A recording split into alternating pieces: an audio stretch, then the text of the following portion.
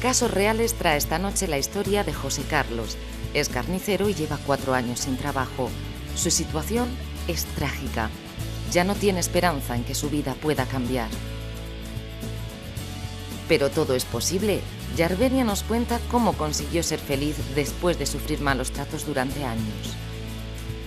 Si necesitas que te escuchen, puedes contar en cualquier momento con Amigo 24 horas. Llama. ¿Qué te pasa que estás tan enfadado? Todos los días viviendo así, no hay quien te aguante. Esta es la verdad.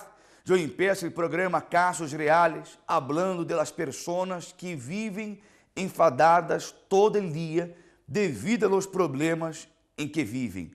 Yo fui na casa de José Carlos, um homem que está indignado em contra de sua situação.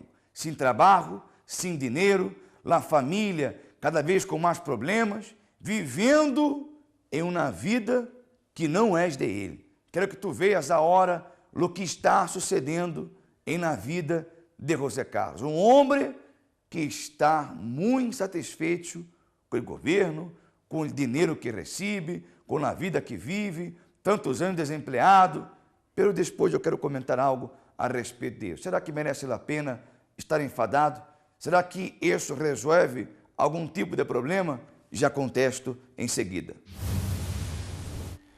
Estamos hoje na casa de José Carlos, um homem que leva em el paro já há 3 anos e que vai contar-nos um pouco de sua situação para que a mão que ajuda pueda apoiar uma família mais, como está sendo em Espanha, e miles de pessoas já han sido beneficiadas. Muchas gracias, señor José, de abrir las puertas de su casa. De nada. Cuéntenos un poco cómo está la situación aquí. Pues está muy desfavorecida porque yo estoy en el paro, mi mujer trabaja media jornada y la mujer no se puede. Tanto gastos para tan poco sueldo no se puede. ¿Y usted a qué dedicaba antes? Carnicero. Era carnicero, pero ahora las puertas están cerradas. No sale nada bien. Nada, no sale nada. ¿Usted ya buscó trabajo? Ya? Busqué trabajo, pero un montón de veces. Pero nada. Pero nada. Ni de carnicero ni de nada. No hay apoyo de nadie tampoco. De nadie. ¿Y cómo usted está haciendo para tirar hacia adelante? Haciendo un montón de cuentas todos los días. Solo cuentas. Cuentas y mi madre también, que me ayuda un poco, pero muy poquito. Porque no pueden tampoco, son jubilados. Y usted sabrá cómo son ya los jubilados. ¿Estás nervioso? ¿Estás Yo con no. la cabeza caliente? O está... Cabeza caliente siempre se tiene, porque estás pensando siempre en gastos que te vienen, que tienes que atender, porque si no atiendes esos gastos no hay nada. ¿Y usted tiene una familia? Sí. ¿Es su pareja? Y mi niña. ¿Y llegó a faltar alguna cosa para vuestra familia en algún momento? Muchas cosas de necesidad, pues sí. El momento que más duro he pasado, cuando ya deja de percibir la prestación del desempleo. De ahí para acá ya fue... Ya, total. O sea que, ¿cuánto tiempo de verdad estás sin trabajo? Sin trabajo, 3 años. 3 años. Sí, Sin paro? 1 año. 1 año sin paro. Sí. O sea, este 1 año está muy duro, muy difícil. ¿Y qué pasó por tu cabeza? Seguro que malos pensamientos. Hombre, pues de suicidarme y todo eso no, pero mucha gente sí le pasa eso, pero a mí no, porque yo tengo los pies bien sentados en la tierra. Pero, por favor, yo no puedo estar así, sin trabajar, tengo que trabajar. Es muy duro Es muy llegar duro. a este punto. ¿Algún día usted pensó en llegar a esta situación? No, jamás. Jamás de los jamases. Aún más con una niña de 7 años. Seguro que tenía planes de sacar adelante, de tener algo más en el futuro. Como has dicho, no ha sido tan favorable, ¿no? Claro. ¿Y tú tienes esperanza de que va a salir algo? Yo creo que no. No tengo esperanza ninguna. ¿Por qué, José? Porque no veo yo esto con... Cuando cambió el gobierno, decía yo, a lo mejor cambia la cosa, pero no. ¿Pero atribuye no lograr por el gobierno o porque ya no confías más en ti? No, porque yo no confío en mí, no, porque por el gobierno, por toda la gente que hay en cuanto a ella, no se ven muy... Muy firme eso, ¿no? ¿Crees que no habrá puesto de trabajo ni nada? No. E dentro de tudo, com isto que está sucedendo agora, de hasta mesmo pensar que não há saída, de que não há como sacar adelante, como seria então tua vida dentro de 1 ano ou 2 anos mais? Sin perspectiva ninguna, É muito duro. Assim, pero muy duro. Por isso que estamos aqui, José Carlos. Nós outros de La Mano que Ajuda. Não hemos vindo trazer só alimentos aqui a tua casa, pero também teremos bolsa de trabalho e vamos a lutar por ti. Pode suceder alguma coisa e que consigas de trabalho e isso, porque eu sei que entendes de isso, de dedicar a vida a esse trabalho. Claro que sí. Vamos a tentar ajudar da melhor maneira possível, não só com alimentos, que seja a moral, que seja todos os sentidos, hasta que chegue a ponto que digas, bem, agora consigo levantar a cabeça. Vale? Vale. Podemos então receber La Mano que Ajuda? Sí. Vamos então a por ello. Buenos días. Muy bien, ¿y vos?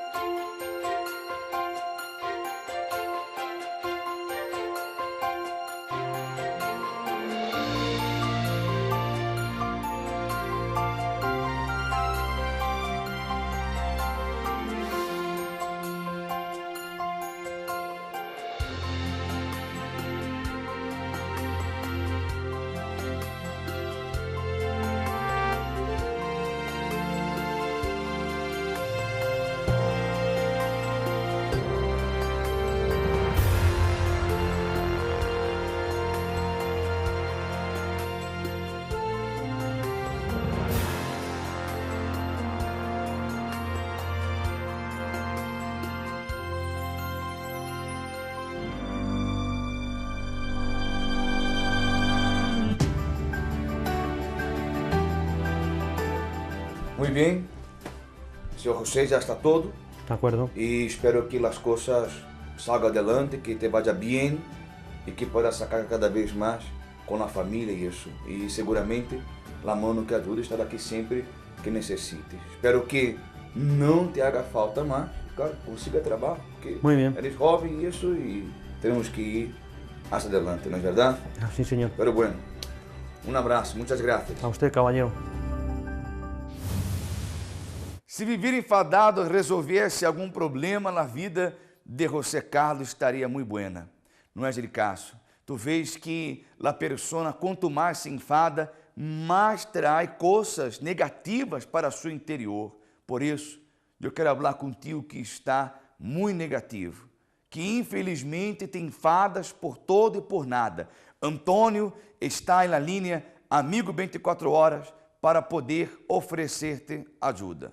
José, la línea Amigo 24 Horas está a disposición de todas aquellas personas que, además de querer cualquier tipo de información de la Asociación Benéfica La Mano que Ajuda, tanto para ella ofrecer sus servicios como voluntario, le gustaría ser voluntario de esta obra social, o quizá ella quiere cualquier tipo de información donde ella puede hacer llegar una cesta de alimentos, una compra, donde ella puede hacer llegar una ayuda que ella tiene en casa, o también ella sabe de una persona que está pasando por problemas y quiere que nosotros nos pongamos en contacto con ella. Estamos a su entera disposición. Solo tiene que marcar el 91 539 26 18 y nosotros inmediatamente vamos a darle la asistencia que ella necesita.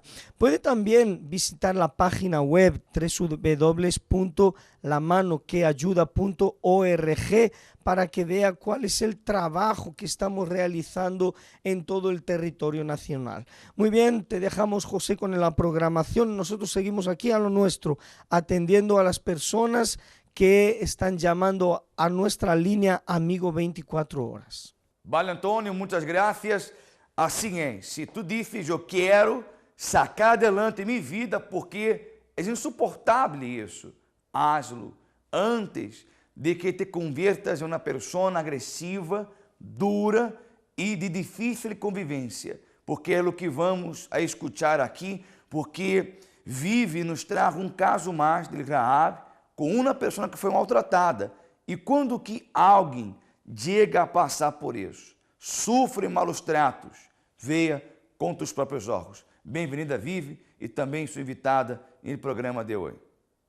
Hola, estamos aquí en Casos Reales. Hoy tenemos una invitada que nos va a contar su historia, cómo ella venció y superó los malos tratos, cómo ella superó un trauma desde la infancia y fue ayudada a través del proyecto RAP, que es una asociación que ayuda especialmente a las mujeres y aprendemos a entender el papel tan fundamental que tenemos dentro de la sociedad.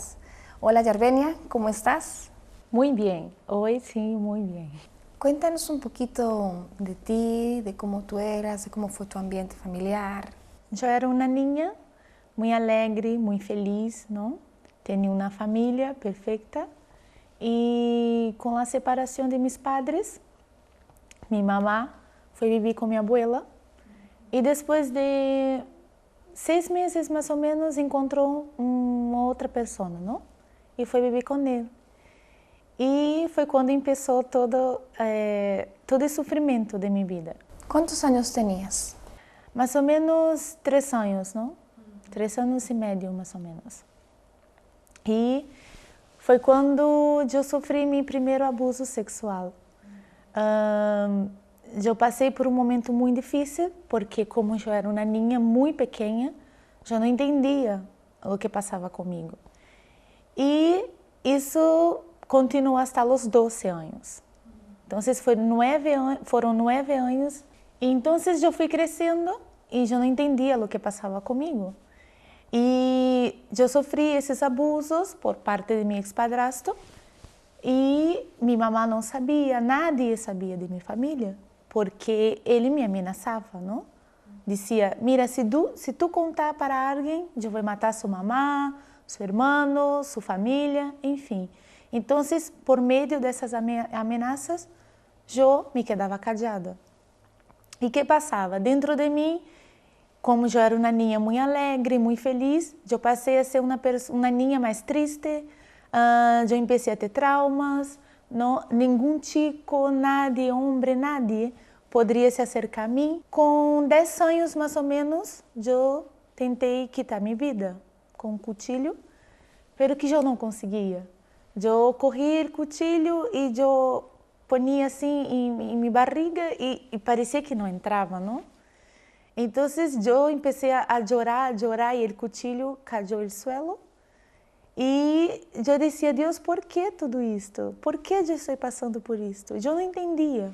¿Cuándo te diste cuenta de lo que estaba pasando en tu vida? Bueno, yo estaba en una clase, ¿no? En la escuela, y la maestra estaba enseñando sobre el cuerpo humano. Y tuve una hora que ella dijo así, mira, chicas, no deja que nadie venga a tocar su cuerpo. Entonces, ella empezó a hablar, ¿no? Los casos de muchos hombres que abusaron de niñas cuando muy pequeñitas, en fin.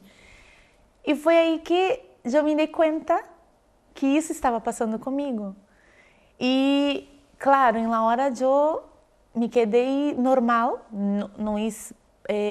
no hablé nada con nadie y yo me di cuenta, pero que assim, yo no podría hablar con nadie. Entonces yo me quedaba con ese secreto dentro de mí que me hacía mucho daño. Entonces yo volví de la clase y yo fui a mi habitación, yo empecé a llorar y mi mamá no estaba en casa. Pero que yo nunca lloraba delante de mi mamá, de nadie. ¿Por qué?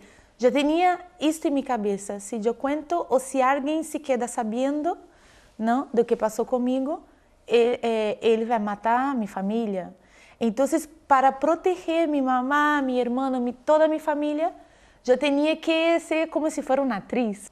Durante el día yo me quedaba sonriendo, alegre, feliz, pero que era una falsa alegría, sabe? Pero que dentro de mí había una tristeza muy grande, un odio, un rancor. Entonces, antes de tú entender lo que estaba pasando, dentro de ti sabías que era algo malo, pero no entendías qué era, y después todo lo que había malo dentro de ti se agravó. Fue más fuerte la tristeza, fue más fuerte el odio. Entonces, ¿cómo fue ese proceso? ¿Qué fueron esos años cómo lo veías y cómo lo empezaste a ver después. Eu não entendia muito bem o que passava comigo. E eu veia como se fosse aquela tarefa que tínhamos que fazer, não? Quando niño. ¿Pensabas que todos los niños pasaban por lo mismo? Sim, por exemplo, mi madre falava assim, mira, tem que cepilhar os dentes, tem que se arreglar bem, tem que cepilhar o pelo. Essas coisas, não? E há niños que não lhe gusta cepilhar os dentes, não lhe gusta duchar-se, enfim. Então eu veia como se fosse essa coisa mala, sabe? Não me gusta, não me gusta, não me gusta. Porque eu não me dava conta, eu era muito niña. Pero que depois desta classe que eu participei, não? Que eu me dei conta do que estava passando comigo, mais ou menos. Eu comecei a entender mais ou menos o que estava passando ¿Cuántos comigo. años tenías? Bueno, quando eu me dei conta era mais ou menos aos 10 anos, não? E foi quando eu comecei esse processo era uma mescla de sentimentos em minha cabeça se quedou muito confusa e eu solita, eu não poderia falar com nadie, eu não poderia desahogar com nadie, então eu me quedava callada.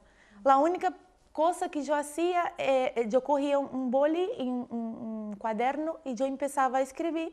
Quando eu apontava tudo isso, não, o que passava comigo, e assim que eu terminava, eu rasgava o papel para que nadie lesse, não, o que eu estava escrevendo. E eu vivi assim por muito tempo. A partir dos 12 anos, me vino a menstruação e minha mamã, claro, eu comentei com minha mamã e eu creio que ela já comentou com ele, não? Então, eu creio que ele se deu conta que não poderia mais fazer o que fazia comigo. Por quê?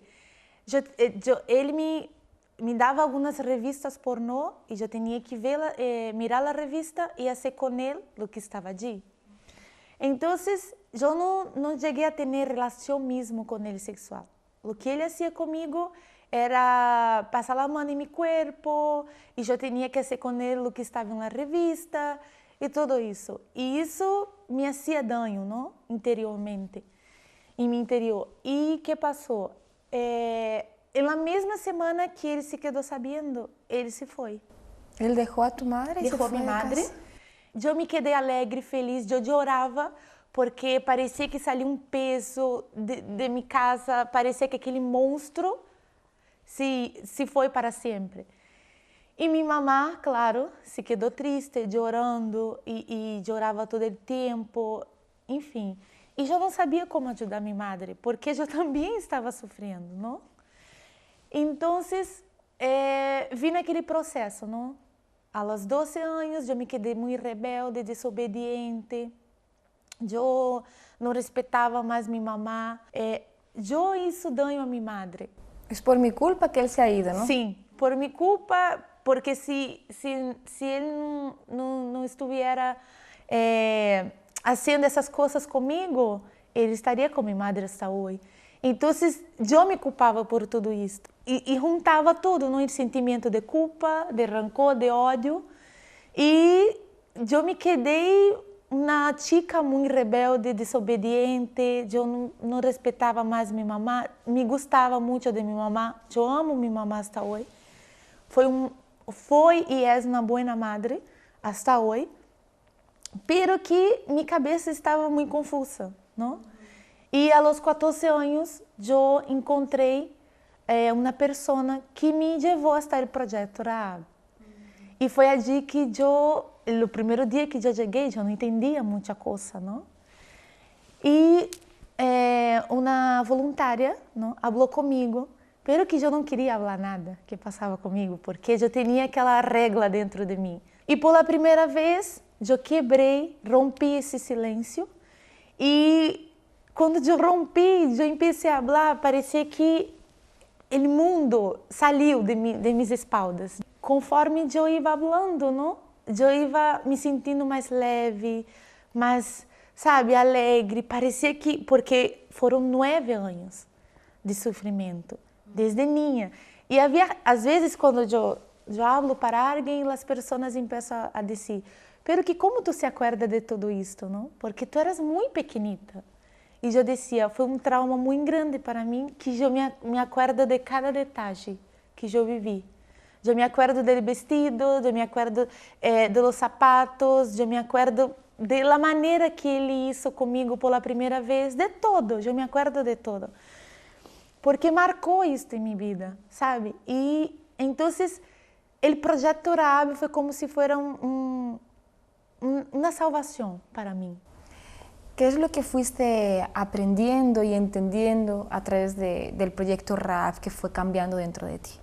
A primeira coisa que eu aprendi no projeto Rahab foi a me valorar. E eu me mirava no espejo e não me gostava, não? Porque eu me veia muito feia, horrível, muito gorda e eu era muito delgada. Então, a primeira coisa que eu aprendi dentro do projeto Rahab foi a me valorar. Então, depois que eu comecei a participar das reuniões, eu passei a me mirar ao espejo, eu passei a me arreglar, eu me veia bonita, coisa que nunca havia passado comigo. As pessoas diziam, mira, tu és muito bonita, pero que eu não veia isto, eu não veia essa beleza. Então, foi a primeira coisa que eu descobri, que eu tinha valor. Eu aprendi a me valorar. E a segunda coisa, eu aprendi a perdonar, porque quando a pessoa passa por essas coisas, não, sofre por esses problemas, a pessoa se queda com ódio, com mágoa, com rancor, a vida dela para totalmente. E ela não logra, sabe? Sentimentalmente falando, eu não era feliz, porque eu dizia para mim mesma, eu nunca vou casar, eu não quero casar. Para que eu vou casar? Então, foi a primeira coisa que eu aprendi, a me valorar e a perdonar. Como eu conseguia perdoná-lo? Quando eu vi que dentro de mim cambiou algo. Então, eu disse, não, se cambiou, tem que cambiar todo. Então, esta mágoa, este rancor, esse sentimento saiu, porque eu quis sacar dentro de mim. Eu tive um novio que eu mirava para ele e eu via meu ex-padrasto, sabe? Eu não conseguia. Eu mirava para ele. Venían todas las imágenes del pasado. Todo. E esse noviazgo durou pouquito tempo, não?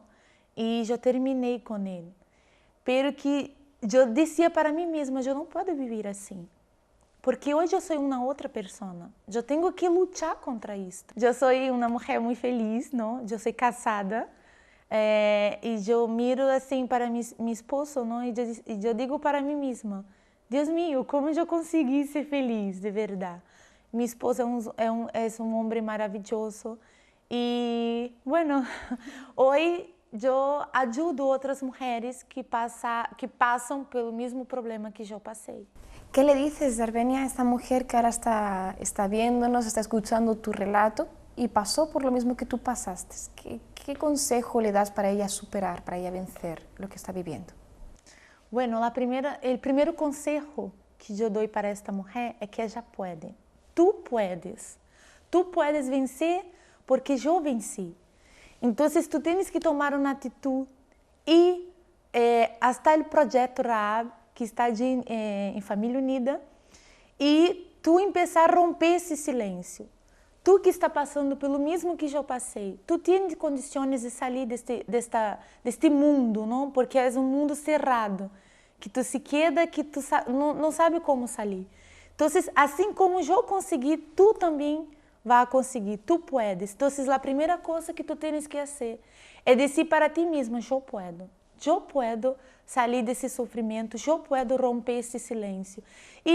E hasta as reuniões do projeto Rahab, que está em Família Unida.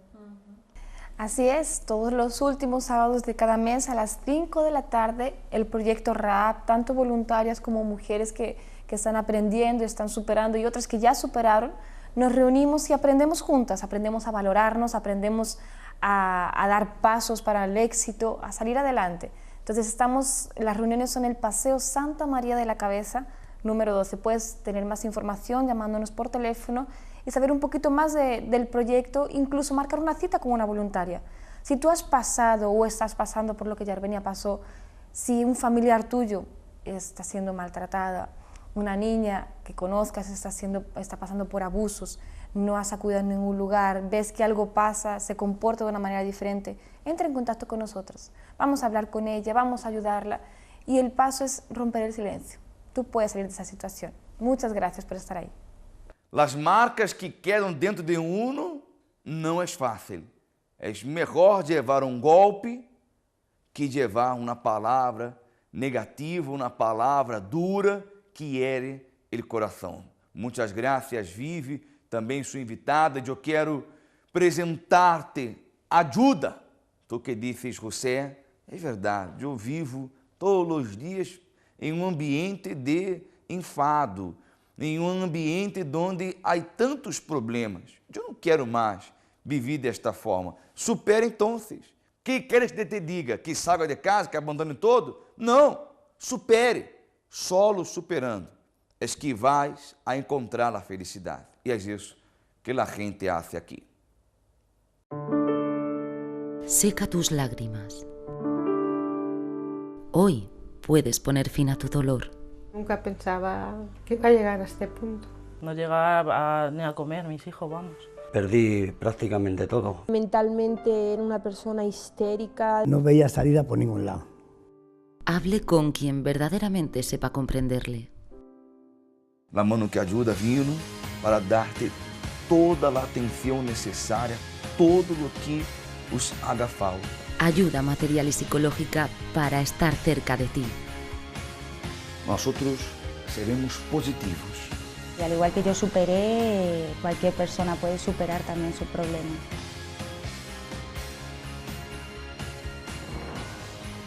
La mano que ayuda, los únicos que me han hecho una mano. Muchas gracias. Puedes conocer más casos reales en lamanoqueayuda.org. Nada está perdido.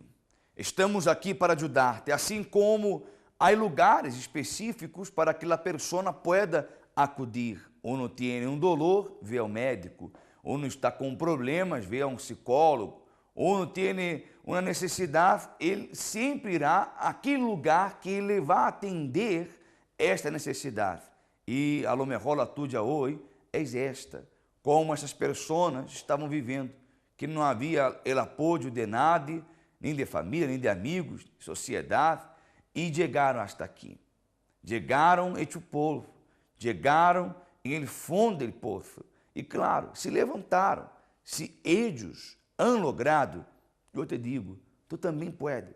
Eu estarei em Atocha, em Madrid, no Passeio de Santa Maria de la Cabeça, número 12. Meus companheiros estarão por toda a Espanha, Valência, em Vigo, em Andalucia, em Celta, estarão também em Barcelona, Zaragoza, em Palma de Mallorca, País Vasco, e é solo buscar a direção do centro mais cercano a tu casa.